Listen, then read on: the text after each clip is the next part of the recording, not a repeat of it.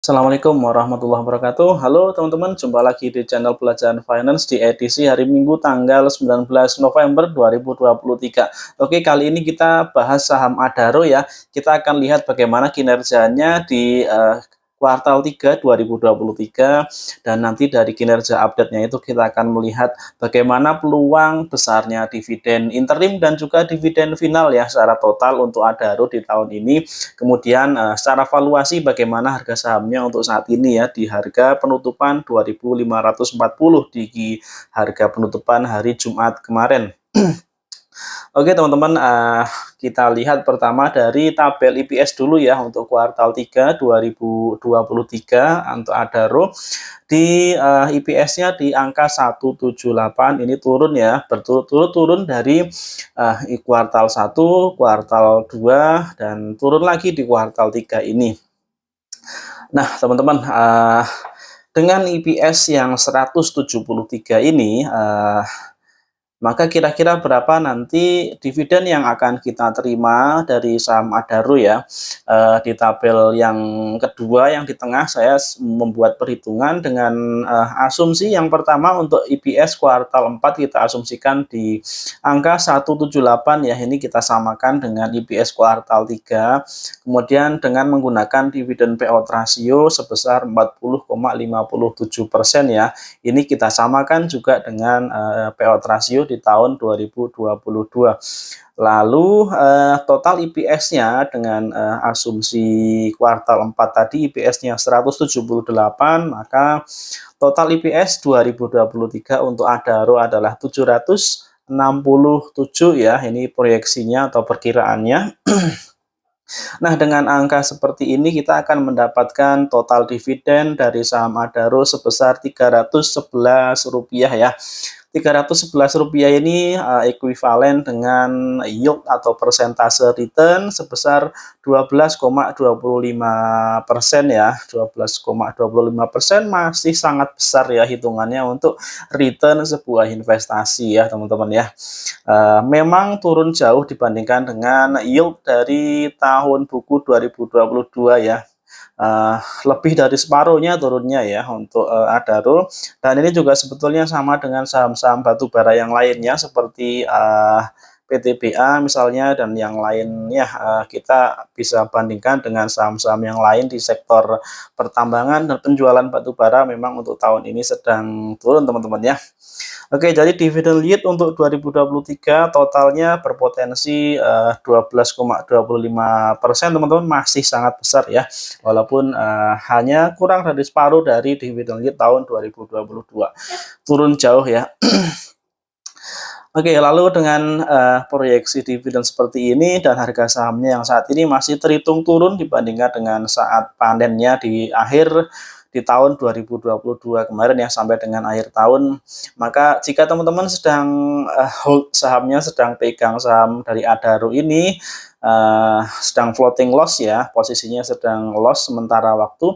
Nah, apakah sebaiknya di hold saja ya, apakah dijual atau justru tambah muatan ya? Kalau saya sendiri ini, saya pribadi, saya cenderung untuk mengambil keputusan menahan dulu sahamnya ya, kalau kita sudah punya sahamnya, atau kita hold saja sambil kalau kita memiliki dana berlebih yang kita alokasikan ke saham, maka bisalah untuk kita lakukan averaging down ya, atau pembelian kembali di saham yang posisinya sedang floating loss ya di Adaro ini. Nah, kenapa seperti itu? Karena memang turunnya sudah cukup dalam teman-teman ya, dan kita masih optimis nanti terutama dari dividennya masih akan besar ya, di atas 10%.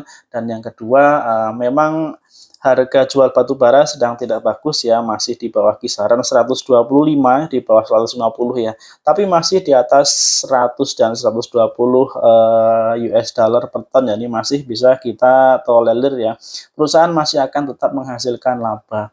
Dan dengan proyeksi yang buruk tadi yang kita samakan EPS-nya di kuartal 4, dia masih akan menghasilkan profit lagi ya, EPS-nya masih masih bagus, masih 170-an, dan dividen yieldnya tadi 12,25%, masih good ya, masih bagus. Nah, ngomong-ngomong masalah dividen, kita lihat Adaro setahun membagikan dividennya 2 kali teman-teman ya. Yang dividen interim di bulan Januari atau bulan Desember ya, kemudian dividen finalnya di bulan Mei atau Juni. Nah, sekarang kita akan lihat bagaimana porsi pembagian dividen tersebut ya, besar kecilnya atau perbandingan porsi dari dividen interim dibandingkan dengan dividen finalnya, kira-kira berapa persen dan berapa persen ya besarannya ya dari dua momen pembagian dividen ini. Kita lihat di tabel belah kiri bagian bawah untuk tahun buku 2022 dividen interim dibagikan di tanggal Januari, di bulan Januari 2023 besarnya Rp251 ya, sedangkan dividen finalnya di bulan Mei 2023 besarnya kemarin itu Rp240 ya. Jadi kita lihat antara 251 di dividen interim di Januari ya, dibandingkan dengan 240 ya di bulan Mei kemarin sebagai dividen finalnya, maka 251 dibandingkan dengan 240 saya rasa mirip-mirip ya, tidak terlalu jauh perbedaan dari besarnya dividen yang dibayarkan tersebut ya untuk tahun buku 2022. Dan kita lihat lagi ke 2021 ya teman-teman ya. Di bulan Desember dibagikan dividen interim tepatnya di Desember 2021 ya. Besarnya adalah Rp160 dan dividen finalnya di bulan Mei 2022 kita lihat besarnya adalah Rp141. Nah, dari sini kita lihat masih setara ya, tidak terlalu jauh berbeda, walaupun kalau kita cermati memang lebih besar di dividen interimnya, lebih besar sedikit ya jika dibandingkan dengan dividen finalnya ya. Dan hal itu juga terjadi di tahun 2022. Lalu di tahun 2019 ya, di mana dia juga membagikan dividen 2 kali dalam setahun, masih mirip juga, dan sekali lagi dia masih lebih besar dividen interimnya ya. Di 2018 agak sedikit berbeda, dia lebih besar dividen finalnya. Namun secara garis besar bedanya tidak terlalu jauh ya, alias masih mirip-mirip antara besaran dividen interim dan dividen final untuk dividen dari Adaro ya, dengan catatan sedikit lebih besar dividen interimnya.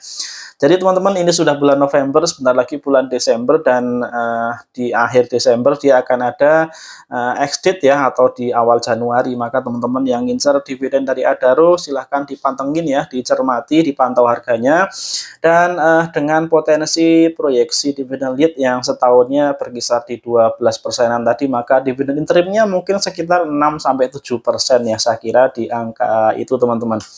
Lalu kita lihat Oke, kita lihat dulu harga batu bara update hari ini di tanggal 19 November 2023 di harga 123,25 ya. Harga ini cenderung tidak terlalu banyak bergerak ya di bulan November ini, di kisaran 120-an ya. Dan kalau kita lihat teman-teman, harga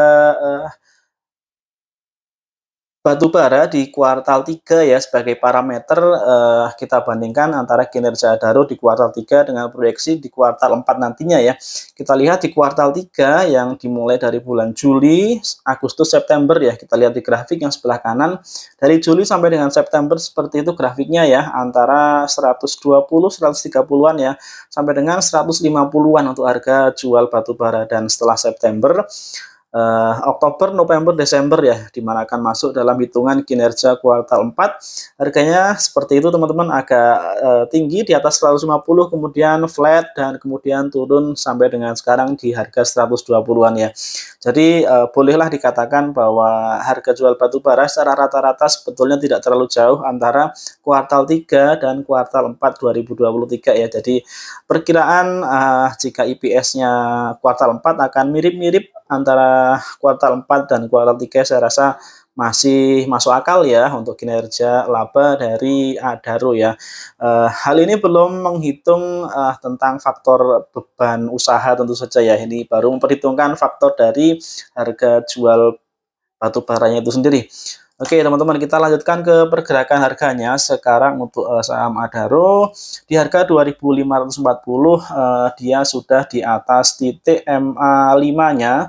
MA5-nya di 2.508, bahkan juga sudah di atas garis MA20-nya di 2529 ya, dan dia sedang mencoba untuk mencapai di MA50 di harga 2.697. Nah teman-teman, kalau kita amati pergerakannya mulai dari bulan September ke sini untuk saham Adaro ini, ruang pergerakannya terlihat cukup terbatas ya, atau sempit pergerakan harganya. Kalau saya perkirakan rentang yang akan dicapai untuk harga Adaro ini serendah-rendahnya di harga 2.390, dan harga tingginya mungkin dalam 1 sampai 2 bulan ini dia ada di harga 2.840-an ya, atau secara persentase dia kemungkinan turun, maksimalnya turun sekitar 5%-an, dan kenaikannya mungkin di kisaran 11,8%-an ya, di kisaran 11-an persen. Oke, secara valuasi teman-teman menggunakan metode PBV Band, skor min PBV standard deviation dalam 3 tahun terakhir ya, rata-rata PBV 3 tahun terakhir skornya ada di 1,07, dan book value per share atau nilai buku saat ini dari saham Adaro adalah 3.288. Maka dari angka-angka itu kita akan melihat harga saham atau harga wajarnya menggunakan min PBV standar deviasi 3 tahun terakhir adalah seharga 3.513 ya teman-teman ya, harga wajar dari saham Adaro, dengan mengalihkan antara skor min PBV tadi 1,07 dengan PBV dengan book value per share saat ini ya, dengan nilai buku per sahamnya untuk saat ini. 3.513 itu harga wajar, nilai wajar dari saham Adaro. Kenaikannya jika mencapai harga wajar tersebut dibandingkan dengan harga saat ini ya 2.540, maka dia akan naik 38,3%. Dan harga murahnya dikatakan murah di kategori atau parameter minus 1 PBV standard deviation di harga 2.429. Angka ini turun 4,35% dari harga saham Adaro sekarang ya. Nah, potensinya seperti itu teman-teman, persentase kenaikannya di 38%-an, sementara penurunannya di sekitar ya di 4% sampai 5%-an ya. Kemungkinan hal-hal yang akan mempengaruhi juga harus teman-teman cermati ya, diantaranya tentang perkembangan harga batu bara. Teman-teman silakan amati dari waktu ke waktu untuk pergerakan harga jual batu bara ya. Kemudian selain itu juga bisa dicermati tentang momentum dividen interim ya, sebentar lagi di akhir Desember atau awal Januari, yang kebiasaannya Adaro akan melakukan kebijakan pembagian dividen seperti itu ya, yang nominalnya seperti tadi atau yieldnya seperti tadi kita sampaikan di bagian awal video ya, sekitar 6%-an untuk dividen interimnya kemungkinan. Oke teman-teman, itu dulu video kali ini ya untuk Adaro, analisa tentang proyeksi EPS, kemudian dividen yield-nya, lalu valuasinya, dan kemungkinan kenaikan harganya maupun besarnya dividen yang akan diterima berapa, dan sebaiknya apakah kita hold ataukah dijual ya. Mudah-mudahan bermanfaat apa yang saya sampaikan. Terima kasih yang sudah nonton, kita jumpa lagi di video-video berikutnya. Assalamualaikum warahmatullahi wabarakatuh.